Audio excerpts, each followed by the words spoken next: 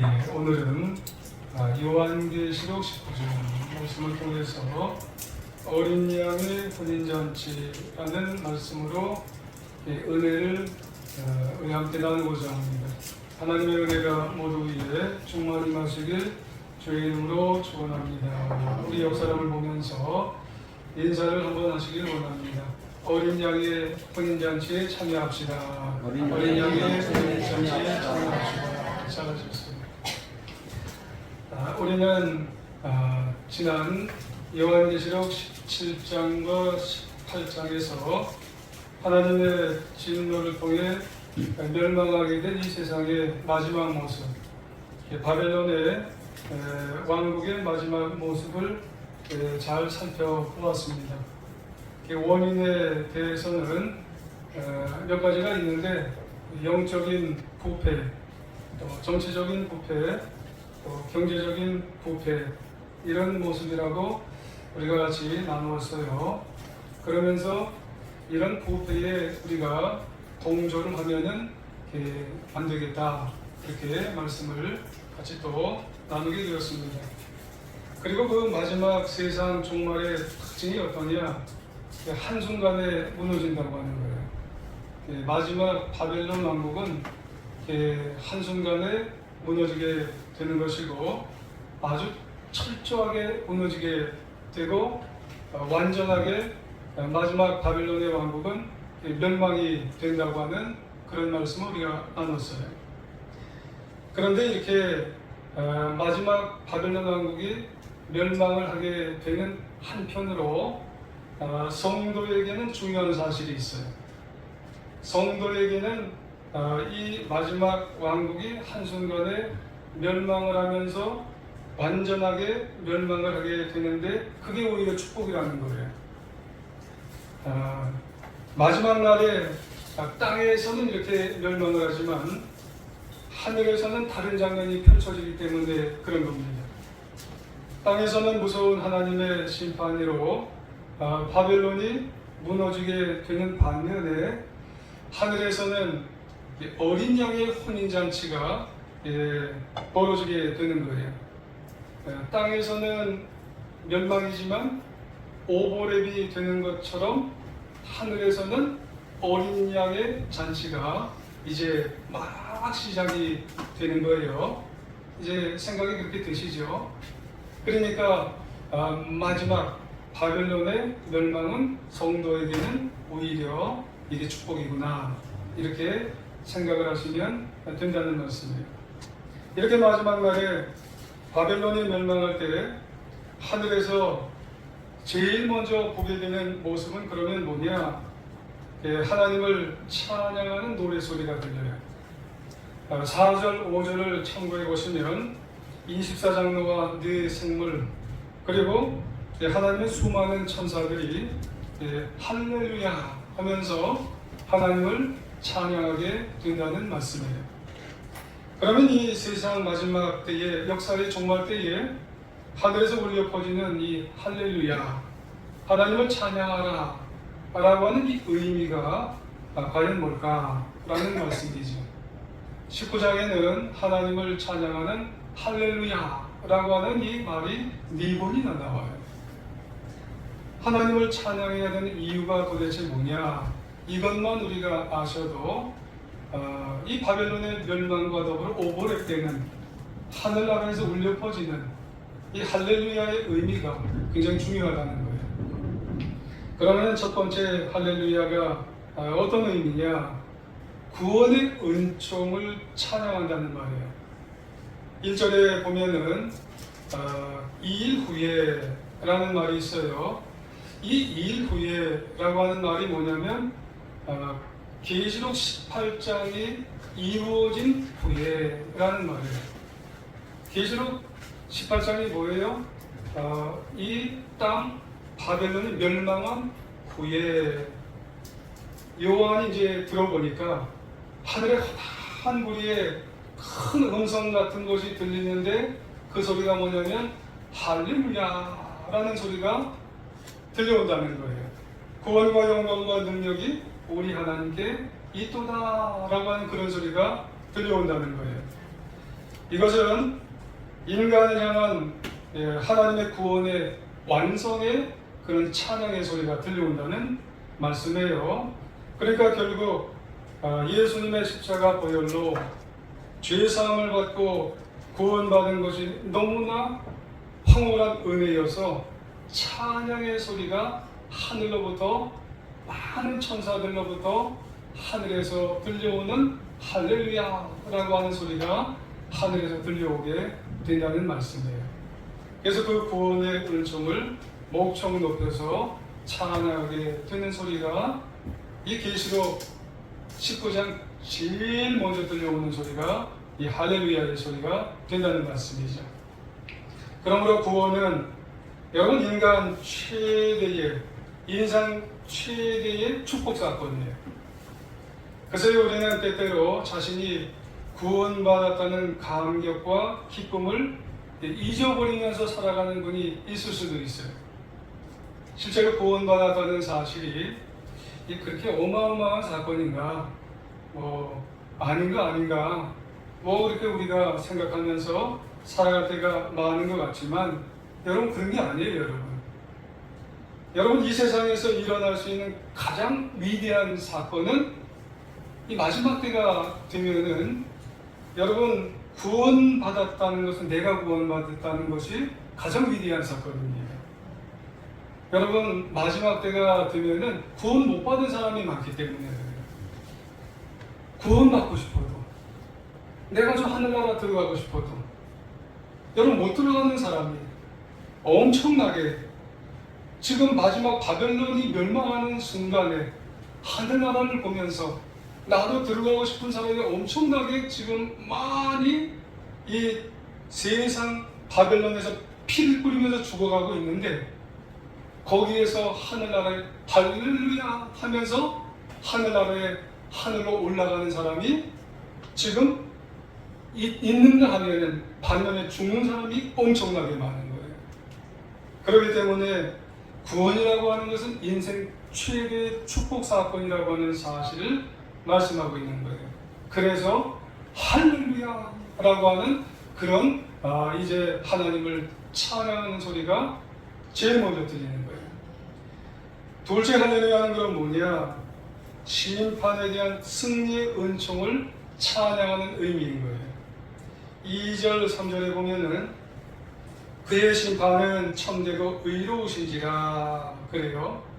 그러면서 그 이후에 한 큰 음녀를 심판하사 자기 종들의 피를 그 음녀의 손에 갚으셨도다 그래요. 이 말이 뭐냐면 그 종들이 흘린 피의 억울함을 갚아주셨어요.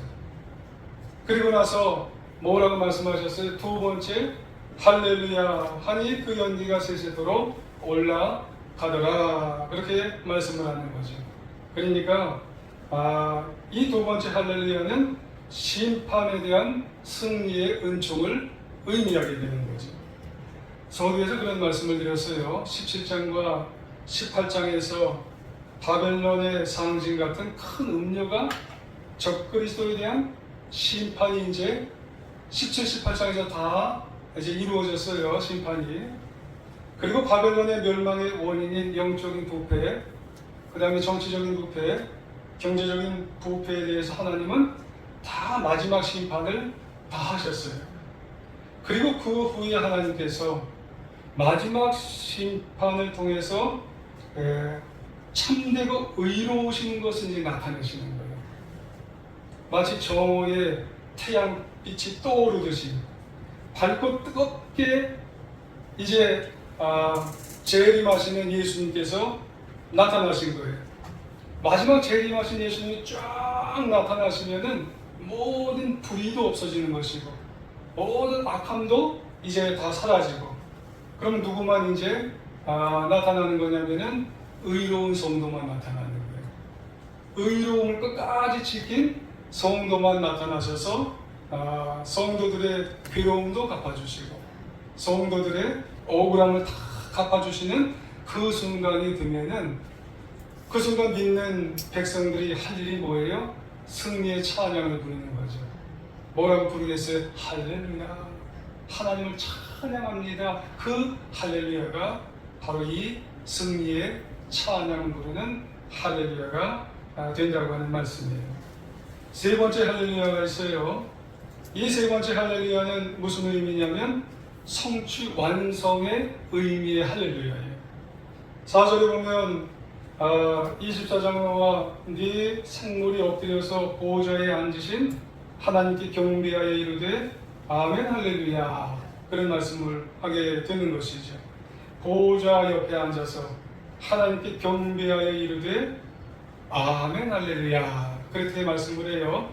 근데 아멘이 뭐 앞에 붙었어요? 할렐루야 앞에 붙었어요. 여기서 아멘이라고는 의미가 이제 중요한 거예요. 여러분, 이 아멘이라는 말씀의 의미가 뭘까요? 이 아멘이라는 말씀은요, 특별히 복음서에 보면은 예수님께서 사용을 하신 의미로 내가 진실로 너희에게 이르노니, 이런 말씀의 의미가 이제 있어요. 거기서 사용된 말로 진실로라는 말이 아멘이에요. 그런데 이 아멘이 기도문에 붙게 되면은 진실로 그 기도가 이루어지게 하여 주옵소서라는 말이에요. 진실로라는 말이 아멘이라는 말인데, 아멘이 기도문에 붙으면 이 기도가 이루어지게 하여 주옵소서라는 말이에요.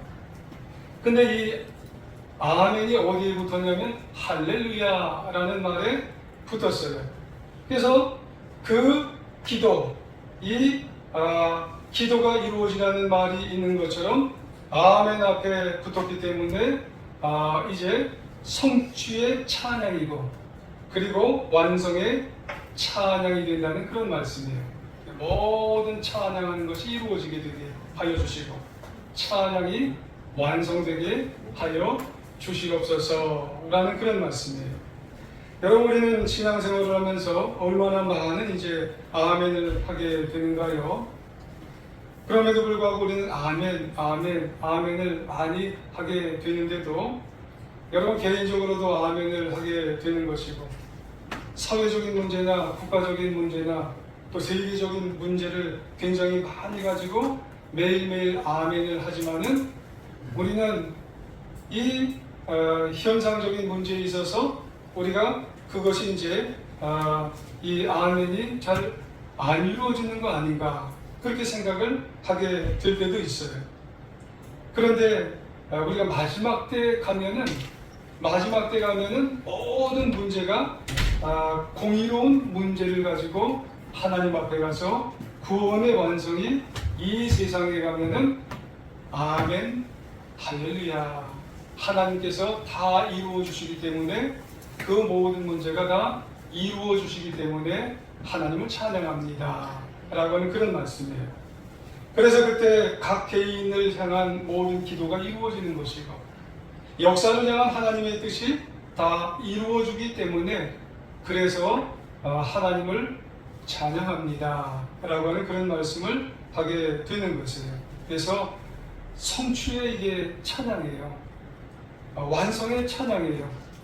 마지막 때에 가면은 그것이 정말 이루어질 것 같은, 또 이루어지지 않은 것 같은 그런 생각이 든 것 같지만 마지막 때 가면 결국 하나님이 이루어 주셨군요.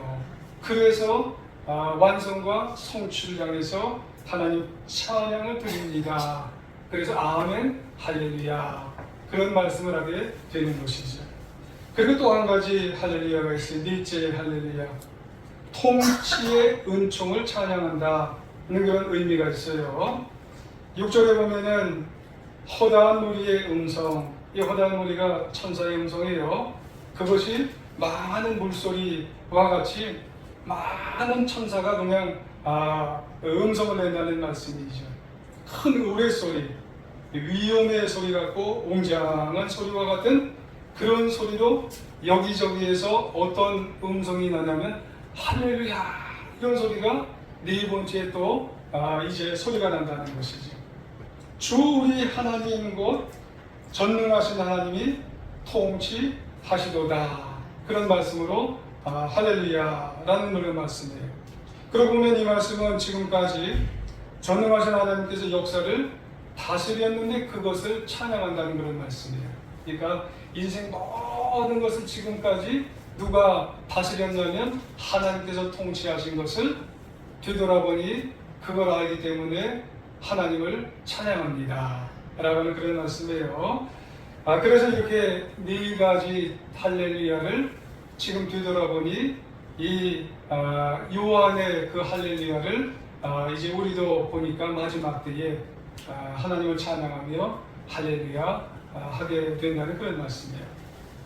그런데 중요한 사실은 이런 하나님의 여러 가지 하나님의 이 할렐루야가 정말 모든 것이 끝이 아니라는 거죠. 하나님은 지금까지 우리가 경험해 보지 못했던 더 황홀한 노래를 부르게 한다는 거예요. 이것만으로도 더 행복한 잔치를 준비를 하시게 되는 거예요. 할렐루야, 할렐루야, 할렐루야, 할렐루야. 우리가 부르게 만드시고 난 다음에 우리를 더 아주 황홀하고 기쁨의 잔치를 들어가게 하신다는 거예요. 준비해 주셨다는 거예요. 그게 어떤 황홀한 잔치냐면 7절, 8절 한번 보실까요? 자, 7절, 8절은 같이 한번 읽어보시겠습니다. 시작. 우리가 즐거워하고 그게 기뻐하며 그에게 영광을 돌리세. 어린 양의 혼인 기약이 이르렀고 그의 아내가 자신을 준비하였으므로 그에게 빛나고 깨끗한 세마포옷을 입도록 허락하셨으니 이 세마포옷은 성도들의 옳은 행실 이로다 하더라. 아멘. 그래요. 하나님께서는 할렐루야를 부른 다음에 우리에게 뭘 준비하셨냐면은 우리에게 오늘 제목에 있는 것처럼 어린 양의 혼인 기약, 어린 양의 혼인 잔치를 준비하신 거예요.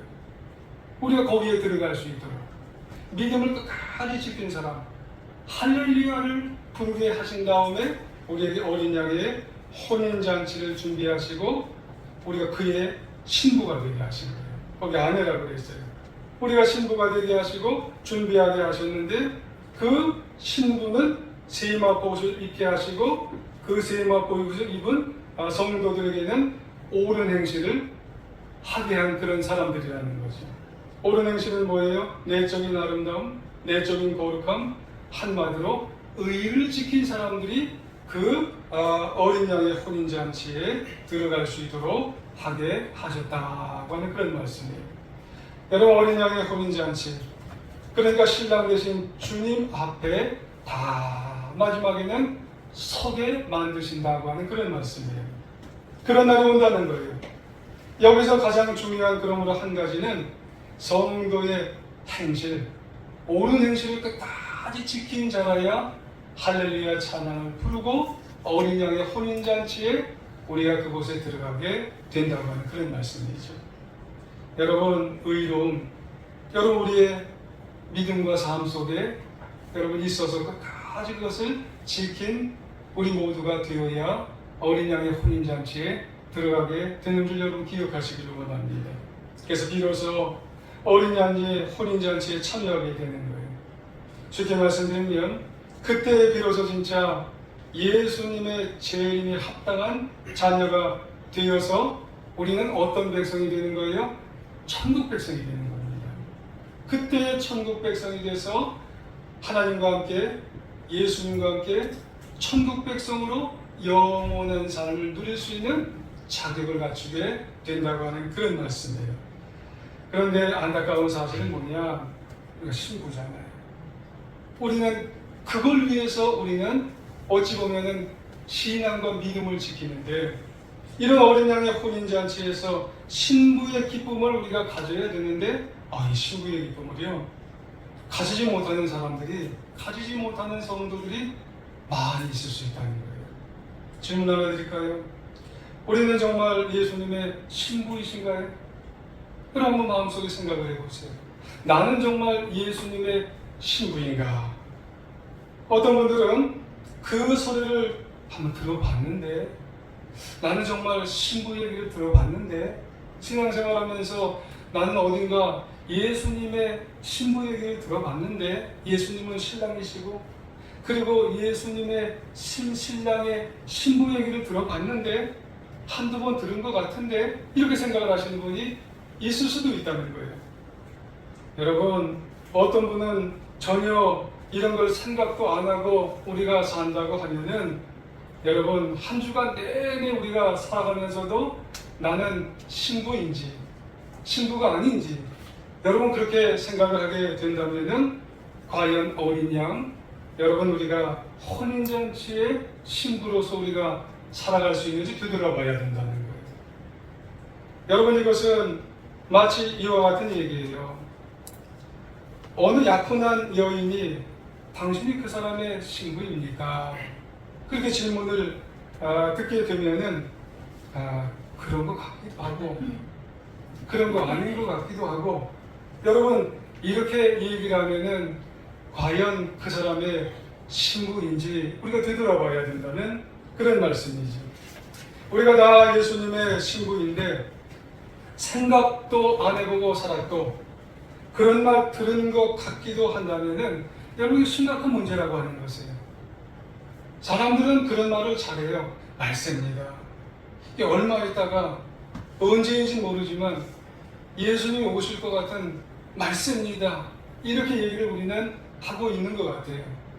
근데 나는 예수님의 신부라는 생각은 하지는 못하고 우리는 그저 말세입니다. 언제 오실지는 모릅니다. 말세입니다. 이런 말은 자주 하는데 내가 정말로 예수님의 신부처럼 내가 살고 있는지는 생각을 안 한다는 거예요.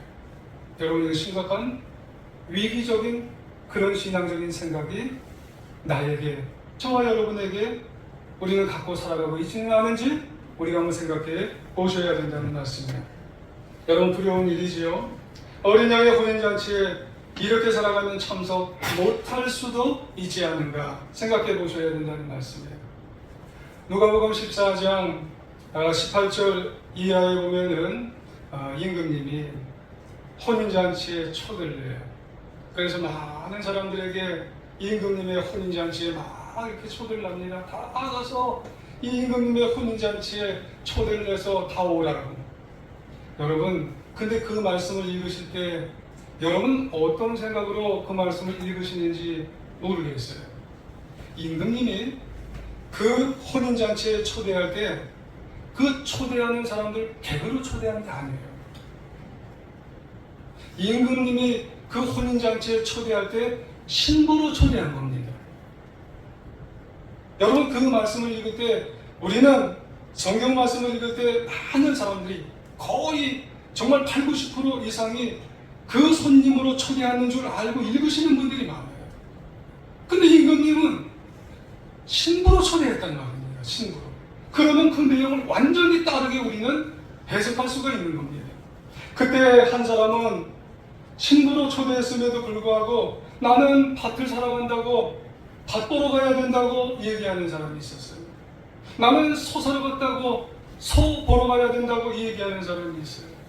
어떤 사람은 나는 딴 장가 들어야 된다고 딴 장가 신부 보러 가야 된다고 가는 사람이 있어요. 그래서 다 거절합니다. 나는 안 간다고 된다고 다 거절했어요. 여러분, 어떻게 그럴 수 있어요? 임금님의 혼인잔치에 청함을 받았는데 보다 더 중요한 신부감을 내가 찾았기 때문에 나는 딴 데 가서 다른 것을 만나야 되기 때문에 나는 거절해도 된다고. 모르니까 그런 거예요. 개그로 초청한 게 아닙니다. 신부로 초청했어요, 임금님은요.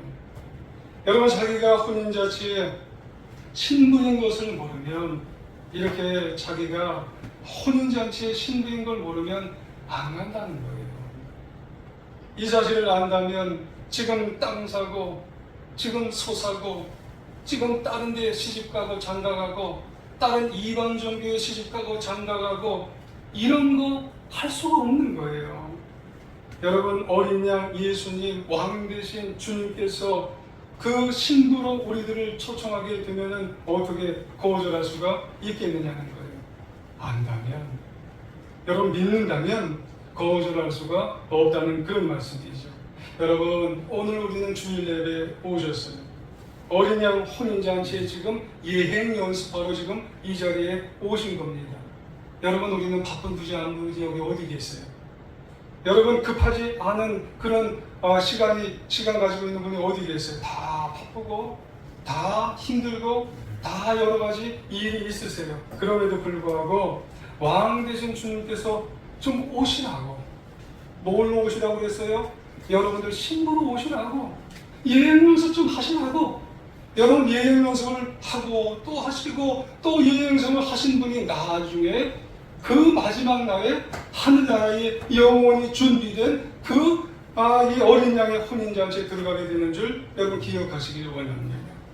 그때 가면 내가 한순간에 가게 되는 게 아니에요.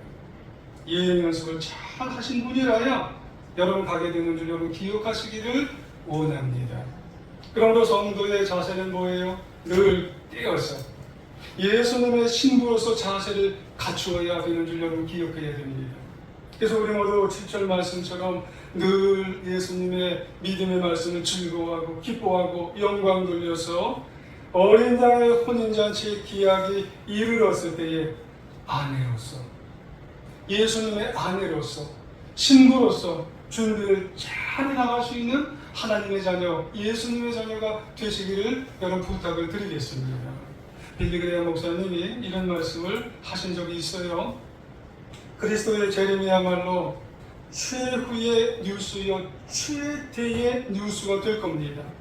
그리스도의 초림이 있었다는 사실, 분명한 사실이듯이 믿음의 눈을 가지고 사는 사람에게는 재림을 믿는다는 것이 전혀 어렵지 않습니다. 할렐루야. 여러분, 우리에게 있어서 예수님은 반드시 다시 오십니다. 뭘로 오세요? 신랑으로 오세요. 여러분, 우리는 그 신랑의 뭘로 반드시 있으셔야 돼요? 신부로 계셔야 돼요.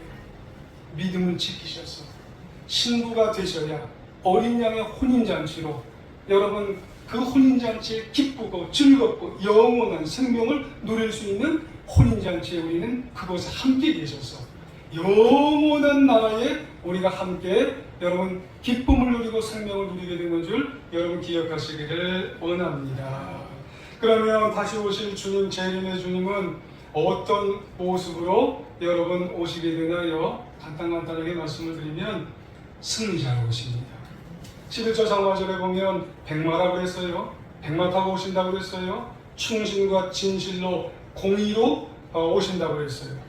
여러분, 로마 시대의 전쟁에서 승리한 장군은요 항상 백마 타고 옵니다. 그래서 흰말 백마는요 승리자의 상징이 돼요. 마찬가지로 재림하시는 그리스도는요 승리자의 모습으로 오시게 되어 있어요. 마지막 때 반드시 최후 승리자는 역사 속으로 오시게 되는데요, 그때 다시 오시는 재림의 주님은 의로 오시기 때문에 절대로 악한 것을 그냥 내버려 두지 않고 용납해 두지 않으세요. 재림의 사건, 예수님은 승리자로서 흰 백마 타고 의의 심판자로서 승리자로서 오시게 된다고 하는 말씀이에요. 또 한 가지는 왕으로 오세요. 12절 상반절에 많은 관들 면류관이 있다고 했어요. 여러분, 많은 관들 면류관은요 왕을 상징합니다. 왜냐하면 왕들은 관을 쓰거든요. 근데 본문에서 이 면류관 관들은요 하나가 아니에요. 관들 그랬어요. 면류관들 그랬어요. 다시 오실 재림의 주님은요 관을 하나를 쓴 게 아니기 때문에 많은 관들을 썼다는 것은 많은 나라들을 통치하신다는 의미예요. 그래서 16절에 재림의 주님을 뭐라고 말씀하냐면 16절 하반절에 만왕의 왕, 만주의 주라고 표현해요. 그래서 이 세상에 오실 때 모든 나라들의 왕으로 오시게 된다는 말씀입니다. 이 말은 예수님 말이 이 세상의 모든 것들 가운데 가장 높으신 주님이시고 가장 유일한 통치자시고 가장 위대한 만물의 지배자로 이 재림하실 주님이 오시는 거예요. 그 주님을 여러분 우리가 믿고 나가야 할 줄 믿습니다. 그리고 정복자로 오세요. 13절에 오시면 그가 피 뿌린 옷을 입었대요. 여러분, 피 하면 우리가 연상하는 게 뭐예요? 보혈을 연상하시죠? 근데 여기는 보혈이 아니에요. 이 예수님께서 재림하신 예수님이 오셔서 모든 악한 대적들과 싸우다 보니까 이 재림하신 예수님에게 피가 묻었어요. 그 피는 어떤 피냐면 대적들의 피를 지금 의미하는 거예요. 그래서 옛날 로마 군인들이 전쟁터에서 이제 대적과 싸우다가 이제 개선장군처럼 오다 보니까 이 개선장군처럼 온 장군들이 옷에 뭐가 묻어요? 대적들의 피가 묻은 것을 생각하시면 되는 거예요. 피 묻은 옷 그대로 이 재림하신 예수님이 다 묻어서 적들을 이기고 승리자로 돌아오는 것을 상징하게 된다고 하는 그런 말씀입니다. 정복자로 오시는 거예요. 그 정복자는 우리를 위한 정복자로, 이 악한 것을 이긴 정복자로 이 세상에 오시게 된다는 말씀입니다. 그리스도는 그럼 왜 다시 오시냐? 여러분, 한마디로 구원을 완성시켜 주시기 위해서, 우리에게 구원을 주시기 위해서 다시 오시게 된다는 말씀입니다.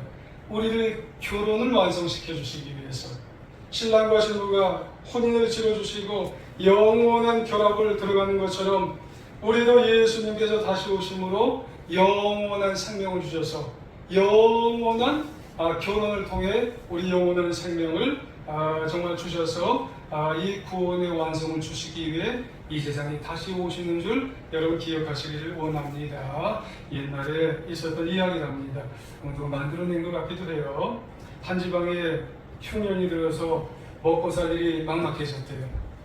한 사람이 이렇게 살다간 우리 집안 다 죽겠다 생각이 들어서 외아들과 모습만 남겨놓고 이렇게 이야기하고 떠났대요. 야, 내가 멀리 가서 장사라도 해서 돈을 보내고 했다니까 이 모습한테 우리 외아들 좀 잘 좀 부탁하겠다.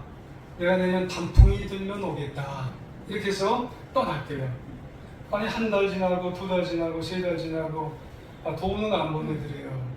그래서 모습이 자기 먹고 살기 위해서 얼마 있는 가산을 다 팔고 그 외아들한테는 아주 그냥 구박 아닌 구박을 아주 심하게 하였대요. 그런데 시간이 가면 갈수록 단풍 들 시기가 오는 거예요. 그러니까 이 모습은 처음엔 좋았는데 나중으로 갈수록 괴로운 거예요. 이거 우리로 오늘 본문 말씀에 마지막 때가 갈수록 괴로운 거예요. 그냥 주인이 돌아올 때가 됐거든요. 근데 반면에 아들은 좋아하는 거예요. 조금만 견디면 되겠다. 우리 아버지가 올 때가 됐어. 조금만 견디자. 이렇게 생각이 되는데 둘의 생각이 다르잖아요. 그래서 결국 단풍들 시기가 오니까 아들은 할렐루야, 할렐루야, 할렐루야는 없지만 너무너무 좋아했다는 그런 말씀이 소망의 전 인생을 살게 되었다는 그런 이야기가 있게 되는 겁니다. 여러분, 때는 오는 거예요. 그 시기는 오는 거예요. 부탁드립니다, 여러분. 우리 모두 누구의 신부가 되기를 간절히 소망하는 게 중요하냐면, 여러분, 우리는 예수님의 신부가 되어야 돼요. 예수님은 신랑이십니다. 여러분, 우리는 신부가 되어야 돼요. 여러분, 반드시 어린 양의 혼인 잔치가 반드시 있는 겁니다. 그 혼인 잔치를 우리는 반드시 들어가야 돼요. 여러분, 말할 수 없는 은혜와 말할 수 없는 복이 준비되어 있어요. 그게 이제 20장, 21장, 23장에 말할 수 없는 축복이 준비가 되어 있다는 말씀이에요. 신랑이신 주님이 이미 우리 안에 임한 줄 믿습니다. 상황이 어려우세요? 상황이 힘드세요? 끝까지 믿음으로 이기고 승리하시기를 원합니다. 그러면 저나 여러분이나 우리 모두나 반드시 어린 양 혼인잔치에 참여하여서 영원히 하나님과 주님과 살게 만드시는 줄 여러분 기억하시는 줄 믿고, 여러분 우리 모두가 주 안에서 이 혼인잔치에 들어가서 주님과 사는 우리 제1중학교 사랑하는 우리 성도님들 다 되시기를 간절히 주의 이름으로 축원합니다. 우리 기도 한번 하겠습니다.